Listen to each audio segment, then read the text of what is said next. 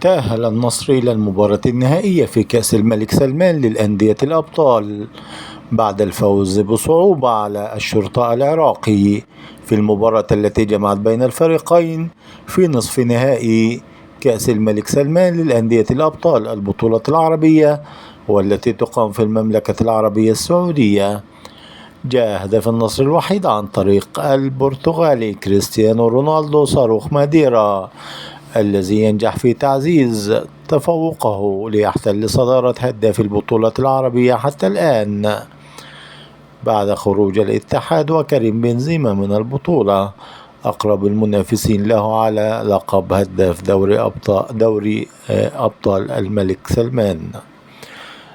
ويستعد النصر بعد الفوز على الشرطة العراقي والتأهل للمباراة النهائية لملاقاة الهلال الغريم التقليدي في مباراة لن تكون سهلة أبدا على لاعبي الفريقين في ظل المنافسة الشرسة والقوية التي ستشهدها المباراة بين لاعبي النصر والهلال من أجل الفوز باللقب والحصول على الجوائز المالية الكبيرة، بجانب الحصول على أول بطولة في الموسم، حيث يرغب كريستيانو رونالدو إلى قيادة النصر للفوز بأول بطولة له منذ انتقاله من الدوري الإنجليزي إلى الدوري السعودي في الموسم الماضي.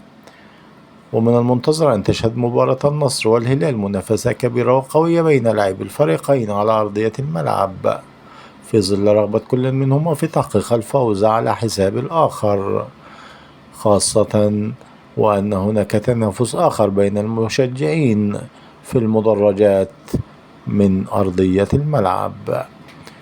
ومن المنتظر أن تشهد مباراة النصر والهلال في النهائي منافسة كبيرة وقوية. أعزائي المشاهدين، لا تنسوا دعمنا باللايك والشير والاشتراك في القناة، كما يمكنكم متابعة كافة الأخبار الرياضية والحصرية في اللينك المتواجد في أسفل الفيديو. تحياتي والسلام عليكم.